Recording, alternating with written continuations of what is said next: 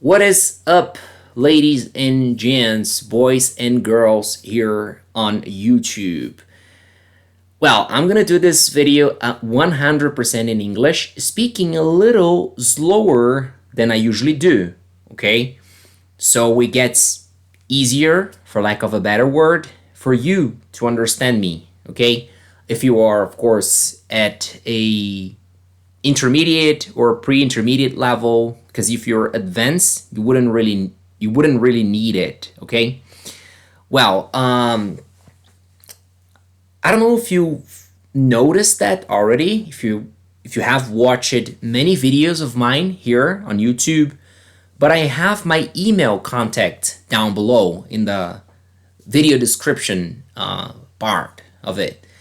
And well, some people have figured that out and eventually they email me, right?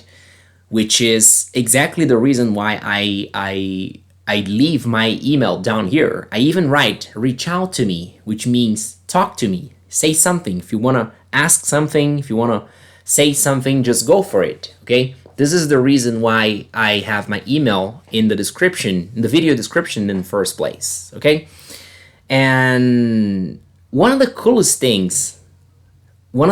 feedback I have from my videos online is not was but is was and still is when a Brazilian person or some non-native speaker, of course, someone who is learning English, comes to me and says, I really have a hard time understanding people when they speak English, but for some reason, I understand you 100%.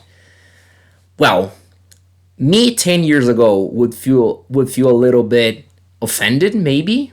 I would be like, "Whoa, maybe this is because my English is not very good or is not native like, meaning it doesn't sound like a native speaker." But me in 2025, yeah, this guy here, I really, really love it. Okay. So I really, really get happy. So I would ask you, please, of course, this will help in the engagement of the video, of course. It will bring more viewers to the video. Obviously, that's the reason why YouTubers usually ask that. But in my case, I really would like to hear from you if that's your case. Okay, if you're Brazilian, if you have a hard time understanding people when they speak English, and yet you can understand 100% of the things I say in English here. All right, do we have a deal? All right. Well, getting back to the email thing. Some people leave messages there. Some people send me questions in that email, and I usually answer them right back at the email. Okay, but having this thing of, well, I can have this 100% in English conversation here in front of the camera for my YouTube audience, basically, and answer the question of, answer some of these questions that I judge more interesting, more uplifting, for that matter, more elevating. Okay, I'm gonna use lots of words here, so you can also increase your vocabulary.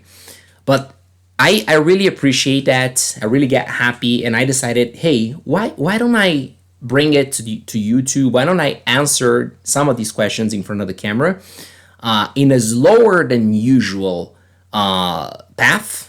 Excuse me, in the slower than usual pace. Okay, so people can understand even more. Okay, and those who could understand if I would speak a little faster will get benefited because I will use lots of words, I hope, and some of them will for lack of a better word, increment your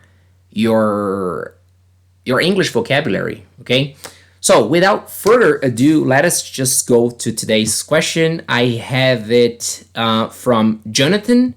From, well, he doesn't say where he's from, but he says I know his name is Jonathan because of his email. All right. So he says in Portuguese, of course, I will translate and then answer the question in English, and answer the question in English, of course. Congratulations on your English speaking skills. Thank you very much. Thank you very much. You're a reference to me. Oh man, stop, please. Don't do that. but I really appreciate it. I get happy. I hope I'm a good reference, of course. Please tell me what you did and how you did it to get there. That's it. End of email. Well, tell me what you did and how you did it to get there. I really believe that he means the English level I am right now. So he's talking about my English fluency. All right. Well, first of all, I don't really believe I deserve being referenced to anyone. Okay. Well, it's to a certain extension, yes. Okay, because I am someone. I will get there. This is part of the answer of that question. But I am someone who went from zero English, from not knowing at all, and from not having money to pay for an English course, to someone who can teach today English. Okay, so yeah, to that extension, I could be seen as a reference. Okay, as a reference of motivation, of hard working, maybe. Okay, but that's it. All right. I really believe I have an okay accent. I don't have the intention. I had it in the past. I'm not gonna lie. Of sounding like a native speaker, or more than sounding like a native speaker, but being taken for a native speaker, and it has nothing to do with my nickname, Garyjetstone. All right, don't even get started. Please don't go there. Well, probably it does, but anyways, it's a cool nickname, anyways. So I really wanted that, but then I got to a point where before I answer the question, I need to make this disclaimer. Okay, so at some point, it didn't take me long. It didn't take long, but at some certain point, I realized, hey, why am I trying to pass as someone I am not, which is North American? I'm not North American. Okay, I'm Brazilian. So why would I want to sound like an American person, and then someone would ask me, hey, where are you from? I'll go like, oh, I'm from Ohio. That's ridiculous. That's absurd. Not to mention the chances of me having problems, like meeting someone who's actually from Ohio, and they go like, oh, really? So what neighborhood you grew up in? So I would go like downtown. That would be absurd. That would be pathetic, to say the least. Okay, so I sooner than later realized that wouldn't be a good path to follow, a good way to follow. And I just focus, like, I want to speak well. Okay, I think this should be your goal. Okay, your main goal when it comes to speaking a foreign language. That is my main goal for each new foreign language I study today, is to speak well. Okay, and well, in my opinion, is sounding as closest to a native speaker as possible. Okay, and this is a very wide concept, because a native speaker comprehends many different accents. Okay, take Brazil for example. We have the way people speak in the north of Brazil and the way people speak in the south of Brazil is considerably different, isn't it? And yet they're all native speakers. Okay, so if you want to sound like a native speaker, first of all, you need to choose which specific accent you're talking about. All right. Of course, accents and other speech features, for lack of a better word, differ from town to town. Period. Okay. But they don't differ. They don't change. They're not that different. Inside the same state. All right. There are exceptions here and there, of course. But in general, they don't change. But they change from places to place. Say South of America, North America to west of USA. So south of USA to west of USA. North of France to south of France. North of Brazil to south of Brazil. There is a considerable accent difference in there. So you need to really choose one. And and it's not an easy task, first of all, because, well, there are so many cool accents in all the countries, in all the places. So I'm saying all of this to actually say, don't have this goal, okay? Don't have the goal of, oh, I'm gonna sound like a native speaker. Have the goal of, I want to speak well, okay? What is the pattern pronunciation of the words in that language, and just go for it. I don't know if I made myself clear in that, but going back to getting to the question, Jonathan's question, what I did and how I did to speak English the way I speak today. Well, that's a long story, I would say, but I don't want you to be there sitting too long listening to it. So I'm gonna make it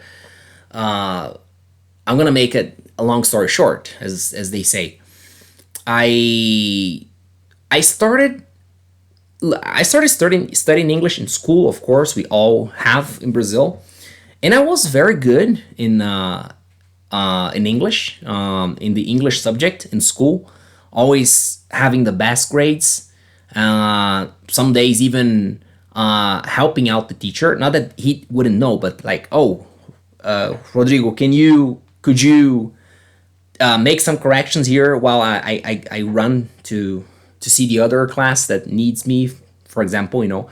Some of these situations, I'm not lying, God is my witness, happen. Okay, it didn't happen like many times, but it happened a few times. Okay, so I'm saying this to tell you that I probably was, I don't want to be unfair here, but I probably was the best English student in my class in school. Okay, but yet I could not communicate in English. I could not understand what people were saying in songs I would listen. I couldn't understand what Green Day was saying in their songs when I would listen to them. Okay, so you see the level of things, So you see how much of a gap, how much of a gap. That's the best word, between being good at English as a subject and actually and effectively communicating and understanding people communicating in English. Okay, there's a big difference there. So, and then I realized I would probably go abroad. I was around, I was 16, 17 more or less. And then I started studying grammar through a book, which is here somewhere. This book here, right here. So it's literally asking to be presented to you guys. Let me just show you. This son of a gun here was the one book I used. Well, you guys won't even, is it really the one? Yeah. I'm not going to tell the story of these books because it's also kind of a long story. But this is a book that has a kind of a summary of the middle of the elementary school and high school.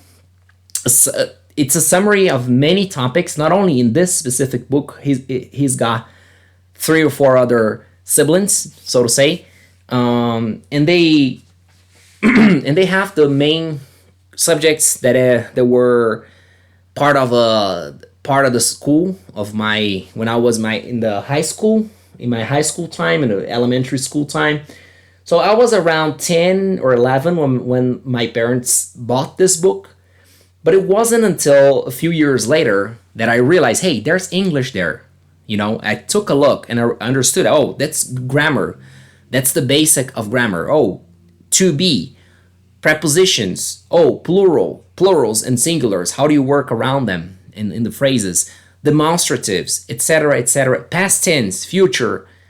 It literally has all, or it had all that I needed back then to really understand the the essence of the language and how it worked, basically. And okay, I just read it in a 2-week period, more or less. I could do that in one day because it's very thin book, but I really understood, somehow I understood that it would be more efficient if I would do that part by part every day. Okay, And so, as a course, as in a course, right? You don't go to a language course and you see everything in 1 or 2 days and go home. If you do that, chances are that you will fail, that this won't have a good result coming out of it, all right? But yeah, again, making a long story short, this is basically how it started. This sucker here, forgive my French. This is how I understood the skeleton, so to say, of the language, the structure of the language. And then I go, okay, this is how it goes. Okay, so now I need vocabulary. And then I had, believe it or not, year was 2005. I had an English dictionary, probably coming from the same place that this guy here came from. And I had that dictionary, and I started just checking the words. And how would I do that? Oh, I just realized, I need to know the words I need, so I started thinking in English, okay, as much as I could. So that turned into something like, how would I say camisa in English? Oh, shirt. I went to the dictionary and, shirt. There was pronunciation there, fairly reasonable pronunciation description. So I just understood it easily. We didn't have Google back in the days. I didn't have it. It existed, of course, but I didn't have it at home, just like we do today. But from then, I started learning languages, and then I had one very amazing idea, which I pass along to my students as all the time, as much as I can, as much as they allow me to. That is learning, having a language, a words goal, a daily words goal. Meaning, I just set the number of words I would learn every day, of new words I didn't know before that day. Okay, I started with 5 and I kept it to the end. But I tell my students they can start with 5 and go down to 3 or 1, or anything different than 0 is something, is welcome. All right. And then next thing I knew, and I would write them down. I would write these words down on a notebook with a few examples, with the translation, of course, and a few examples and sentences that would force me to put these words in context. And then next thing I knew, I had like all the little notebook filled up with English words. Okay, and then I realized. Understanding grammar, understanding how you would structure the languages, understand how you would structure the phrases in English, and having vocabulary in a reasonably good pronunciation coming from what I would read, okay, from the dictionary. This is how you pronounce this word, I just realized a few months later that I could pretty much translate almost everything, almost all simple phrases. For example, I would like to eat eggs today. She is similar to my cousin. For example, phrases like that. I realized that these phrases I would be able to translate mentally, or write down or even speak these words out loud if necessary. But then I just said, I can pretty much say anything, so I can pretty much understand anything. All right? True? False. Wrong. I started watching movies in English. Movies I had already watched in Portuguese would help me a lot because I knew the lines. Okay? Take Shrek, for example. I watched Shrek in English 1,000 times. I even got to a point where I would memorize Donkey's phrases and Shrek's phrases. So, but at a first moment, I just said, okay, let me just watch it. Let me see if I can translate pretty much anything in my head. If I can say anything, let me check if I can understand anything. And that was a big disappointment because I realized, hey, it's not that easy. It's in fact really hard. And probably part of the blame was my anxiety. I'm an anxious person. Not as anxious today as I was 20 years ago. But I was very, very a very, very anxious person, and probably probably that was the reason why understanding English was so hard, because mentally I would be, oh my God, I'm not gonna understand anything. He's speaking too fast, and I wouldn't pay attention to the words. But that was not the only reason, of course, because understanding takes time, as a speaking takes time. But for me, it took, it was hard. Excuse me. It was harder understanding people than projecting the words, than structuring the phrases, okay, about things. Well, this is how I can pretty much summarize my structuring of the language. Then, other than that, is like the fact that I left Brazil, I went to Europe and then England, and stayed there for 2.5 years. And I was forced to speak English. I was forced to perfect my English, but that didn't come just because I was in a country, in an English speaking country, but because I was constantly pushing myself. I love music. You guys probably know that.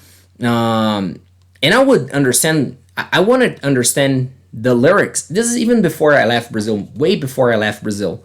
Before I went abroad. I wanted to translate the words that I would hear in the songs. I wanted to understand what the singers were singing, basically. And I continue doing that abroad.